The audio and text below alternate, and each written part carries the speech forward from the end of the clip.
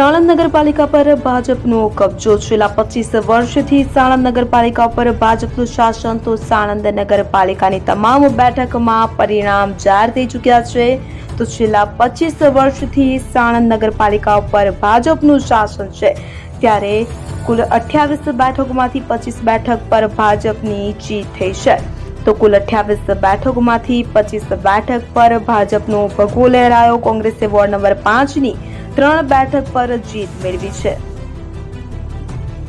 ત્યારે સાણંદ નગરપાલિકામાં ભાજપનો ભગવો લહેરાતા કાર્યકર્તાઓમાં ભારે આનંદ ઉત્સાહ જોવા મળી રહ્યો છે।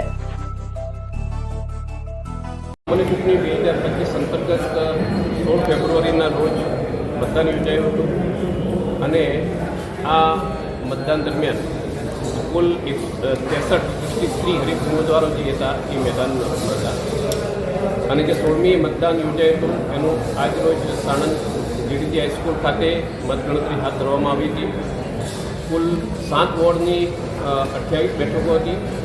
એ 28 બેઠકોનું પરિણામ જે છે એ મતગણતરીના અંતે આજરોજ અમે જાહેર કરી ચૂક્યા છીએ અને આ મતગણના છે એ ખૂબ જ શાંતિપૂર્ણ માહોલની અંદર પૂર્ણ થયું છે। ક્યાંય પણ રાઉન્ડ વાઇઝ કોઈ પણ ઉમેદવાર કે એના ઇલેક્શન એજન્ટ કે એના કાઉન્ટિંગ એજન્ટ વતી રિકાઉન્ટિંગની માગણી થઈ નથી।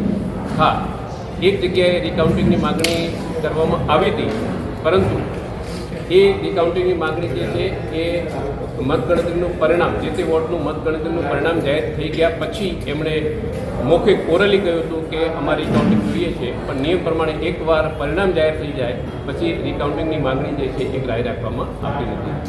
એને બાદ કરતાં આખી મતગણના જે છે એ ખૂબ જ શાંતિપૂર્ણ માહોલની અંદર પૂર્ણ થઈ છે। ઓકે સર, જે બી વોર્ડની વાત છે અને કોઈ પણ જગ્યાએ ઓબીસીની જે ફોર્મ્યુલા છે એના આધારે આપણે ઉમેદવાર ઘોષિત કરવા પડે હોય એવી કોઈ પણ પ્રકારની કોઈ બેઠકથી ઉમેદવાર એ મતગણતરીના અંતે જે પરિણામ જાહેર કરવાની જે કમિશનની સૂચના છે અને કાયદા અને નિયમની અંદર જે જોગવાઈ કરવામાં આવી છે કે પ્રથમ 2 બેઠકો જે છે એ સ્ત્રી માટે અનામત હોય છે અને બાકીની 2 જે છે એ સામાન્ય અનામત હોય છે।